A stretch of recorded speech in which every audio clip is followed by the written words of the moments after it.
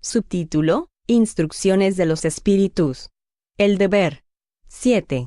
El deber es la obligación moral del hombre, en primer lugar para consigo mismo, y a continuación para con los otros. El deber es la ley de la vida. Se encuentra en los más ínfimos detalles, así como en los actos más elevados. Me propongo hablar aquí exclusivamente del deber moral, y no del deber que imponen las creencias. En el orden de los sentimientos, es muy difícil que el deber se cumpla, porque se halla en antagonismo con las seducciones del interés y del corazón. Sus victorias no tienen testigos, y sus derrotas no están sometidas a la represión. El deber íntimo del hombre está confiado a su libre albedrío. El aguijón de la conciencia, ese guardián de la probidad interior, le advierte y lo sostiene, pero a menudo se muestra impotente ante los sofismas de la pasión. El deber del corazón, fielmente observado, eleva al hombre. Pero, ¿cómo especificarlo con exactitud? ¿Dónde comienza? ¿Dónde termina? El deber comienza exactamente en el punto en que amenazáis la felicidad o la tranquilidad de vuestro prójimo, y termina en el límite que no deseáis que nadie trasponga en relación con vosotros. Dios ha creado a todos los hombres iguales en cuanto al dolor. Pequeños o grandes, ignorantes o instruidos, todos sufren por las mismas causas, para que cada uno juzgue en su sana conciencia el mal que ha podido hacer. No existe el mismo criterio para el bien, que es infinitamente más variado en sus manifestaciones. La igualdad ante el dolor es una sublime previsión de Dios, que quiere que sus hijos, instruidos por la experiencia en común, no cometan el mal alegando que ignoran sus efectos. El deber es el resumen práctico de todas las reflexiones morales. Es la valentía del alma que afronta las angustias de la lucha. El deber es austero y dócil. Dispuesto a ceder ante las más diversas complicaciones, permanece inflexible ante las tentaciones. El hombre que cumple su deber ama a Dios más que a las criaturas, y a las criaturas más que a sí mismo. Es, al mismo tiempo, juez y prisionero en su propia causa. El deber es el más hermoso galardón de la razón. Depende de ella, como el hijo depende de su madre. El hombre debe amar el deber, no porque éste preserve de los males de la vida, males a los que la humanidad no puede sustraerse, sino porque confiere al alma el vigor necesario para su desarrollo. El deber crece y se propaga con un aspecto más elevado en cada una de las etapas superiores de la humanidad. La obligación moral de la criatura para con Dios no cesa nunca, debe reflejar las virtudes del Eterno, que no admite bosquejos imperfectos, porque quiere que la belleza de su obra resplandezca ante él. Lázaro. París, 1863. Subtítulo: La virtud. 8. La virtud, en su más alto grado, comprende el conjunto de las cualidades esenciales que constituyen el hombre de bien. Ser bueno, caritativo, laborioso, sobrio y modesto, son cualidades del hombre virtuoso. Lamentablemente, esas cualidades muchas veces están acompañadas de pequeñas enfermedades morales, que les quitan el encanto y las empalidecen. Aquel que hace ostentación de su virtud no es virtuoso, puesto que le falta la cualidad principal, la modestia, y tiene el vicio que se le opone, el orgullo. A la virtud verdaderamente digna de ese nombre no le gusta exhibirse. Hay que adivinar su presencia, pues se oculta en la oscuridad, y huye de la admiración de las multitudes. San Vicente de Paúl era virtuoso, como eran virtuosos el digno cura de Ars y muchos otros a quienes el mundo prácticamente ignora, pero a quienes Dios conoce. Todos esos hombres de bien no pensaban que fuesen virtuosos, se dejaban llevar por el impulso de sus sagradas inspiraciones, y practicaban el bien con desinterés absoluto y pleno olvido de sí mismos.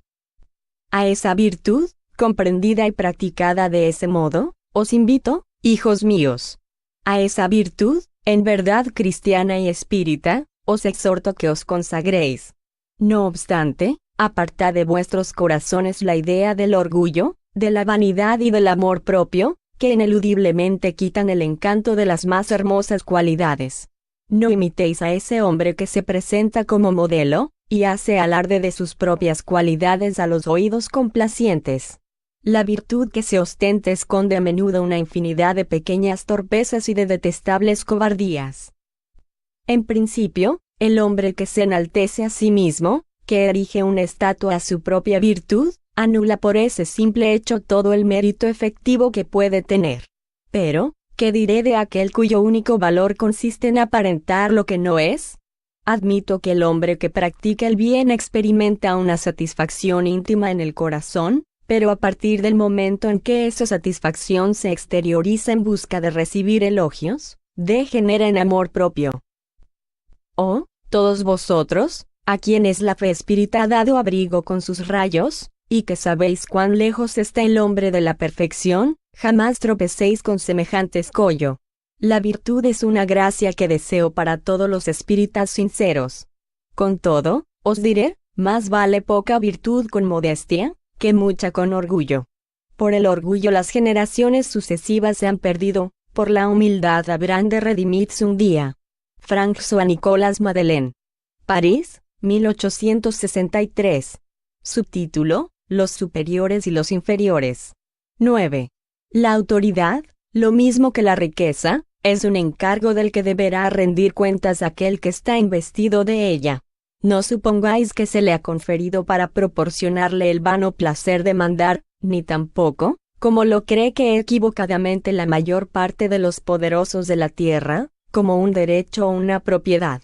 Dios, por otra parte, les demuestra constantemente que no es ni lo uno ni lo otro, pues la retira cuando le place.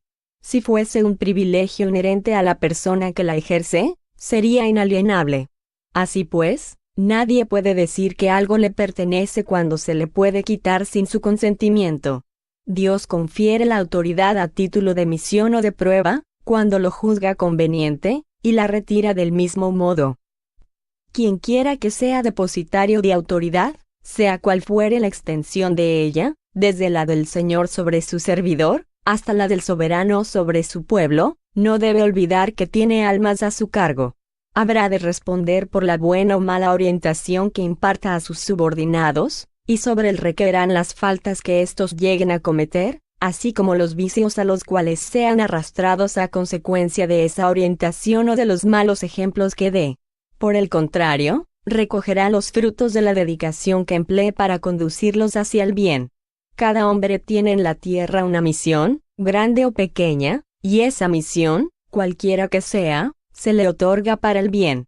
Por consiguiente, quien la falsea en su principio no hace más que fracasar en su desempeño. Del mismo modo que Dios pregunta al rico, ¿qué has hecho de la riqueza que debía ser en tus manos una fuente que esparciera fecundidad alrededor tuyo? Preguntará también al que tenga una autoridad cualquiera, ¿qué uso has hecho de esa autoridad? ¿Qué males has evitado? ¿Qué progreso promoviste? Si te di subordinados, no fue para que los convirtieras en esclavos de tu voluntad, ni en instrumentos dóciles a tus caprichos o a tu ambición. Te hice fuerte y te confié a los débiles para que los amparases y los ayudaras a ascender hacia mí. El superior que se encuentra compenetrado de las palabras de Cristo, no desprecia a ninguno de los que están a sus órdenes, porque sabe que las distinciones sociales no persisten delante de Dios. El espiritismo le enseña que si hoy le obedecen, tal vez antes le han dado órdenes, o se las darán más adelante, y entonces será tratado según la manera como haya tratado a los otros.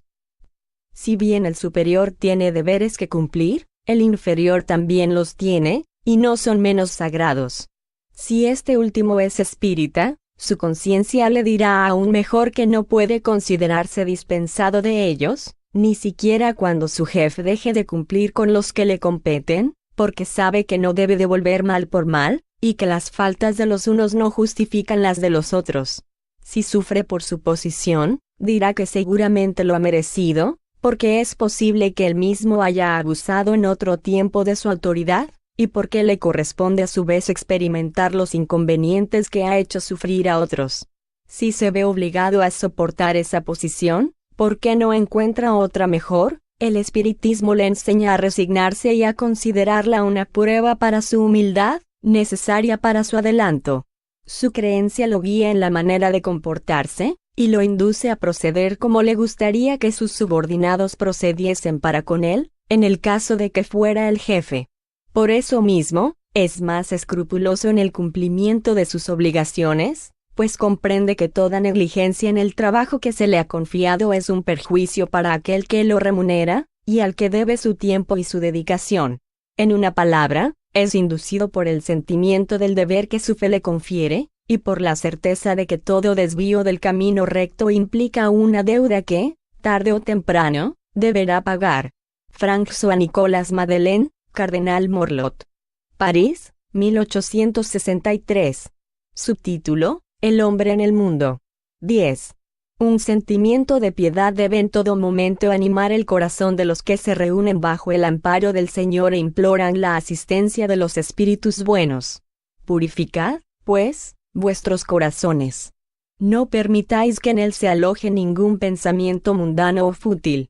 Elevad vuestro espíritu hacia aquellos a quienes convocáis, a fin de que, al encontrar en vosotros las disposiciones necesarias, puedan esparcir en abundancia la semilla que debe germinar en vuestros corazones y producir en ellos frutos de caridad y de justicia. Sin embargo, no creáis que exhortándoos sin cesar a la oración y a la evocación mental, os comprometemos a que llevéis una vida mística, que os coloque al margen de las leyes de la sociedad donde estáis condenados a vivir.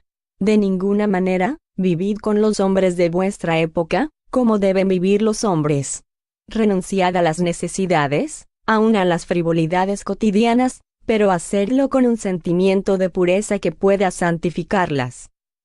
Estáis llamados a tomar contacto con almas de diversa índole, de caracteres opuestos, no choquéis con ninguno de aquellos con quienes os encontréis.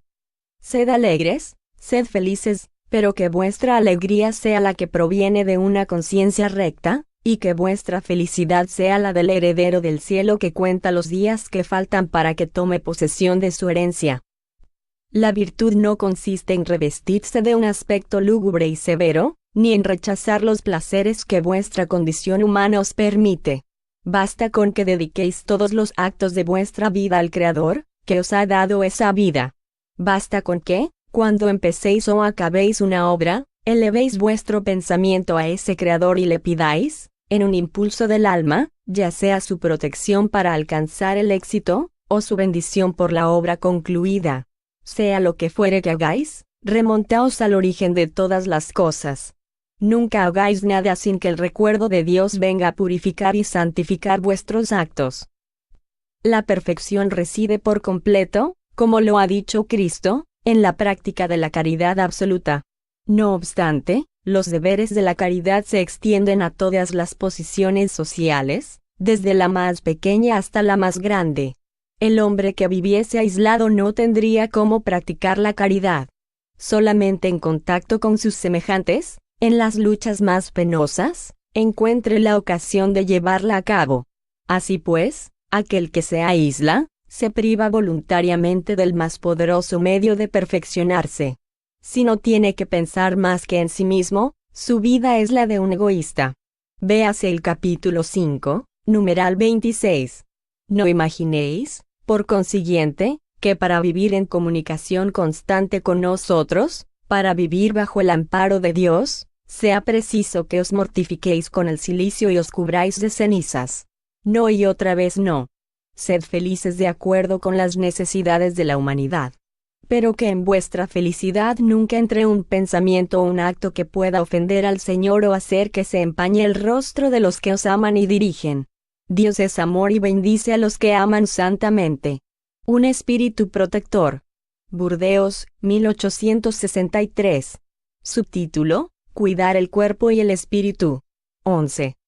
¿Acaso la perfección moral consiste en la maceración del cuerpo? Para resolver esa cuestión me apoyaré en principios elementales, y comenzaré por demostrar la necesidad de cuidar el cuerpo, que, según las alternativas de salud y de enfermedad, influye de manera decisiva en el alma, que debe ser considerada como cautiva en la carne. Para que esa prisionera viva, se recree y llegue incluso a concebir la ilusión de la libertad, el cuerpo debe estar sano, bien dispuesto, fuerte. Sigamos con la comparación. Supongamos, pues, que ambos se hallan en perfecto estado. ¿Qué deben hacer para mantener el equilibrio entre sus aptitudes y sus necesidades, tan diferentes? La lucha parece inevitable entre los dos y es difícil develar el secreto sobre cómo hacer que encuentren el equilibrio. 12. Nota al pie. Esta última oración figura en la primera edición de la presente obra. Véase Imitation de l'Evangile selon l'Espiritisme, París, 1864. Fin de la nota. Dos sistemas se confrontan aquí, el de los ascetas, que quieren aniquilar el cuerpo, y el de los materialistas, que quieren rebajar el alma. Se trata de dos violencias casi tan insensatas la una como la otra. Al lado de esas dos grandes divisiones pulula la numerosa tribu de los indiferentes, que, sin convicción ni pasión, aman con tibieza y gozan con economía. Así pues, ¿dónde está la sabiduría? ¿Dónde está la ciencia de vivir? En ninguna parte. Y este gran dilema quedaría sin solución, si no fuera porque el espiritismo viene en auxilio de los investigadores para demostrarles las relaciones que existen entre el cuerpo y el alma, y para decirles que, puesto que son necesarios tanto el uno como la otra, es preciso cuidarlos a los dos. Por consiguiente, amad vuestra alma, pero cuidad también el cuerpo, instrumento del alma. Ignorar las necesidades que la propia naturaleza indica, es ignorar la ley de Dios. No castiguéis al cuerpo por las faltas que vuestro libre albedrío lo indujo a cometer, y de las cuales es tan responsable como el caballo mal dirigido lo es por los accidentes que causa.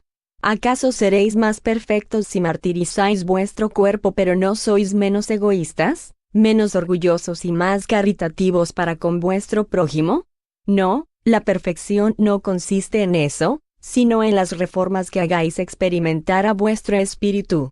Doblegadlo, sometedlo, humilladlo, mortificadlo, ese es el modo de haceros dóciles a la voluntad de Dios, y el único que conduce a la perfección. George, Espíritu Protector. París, 1863.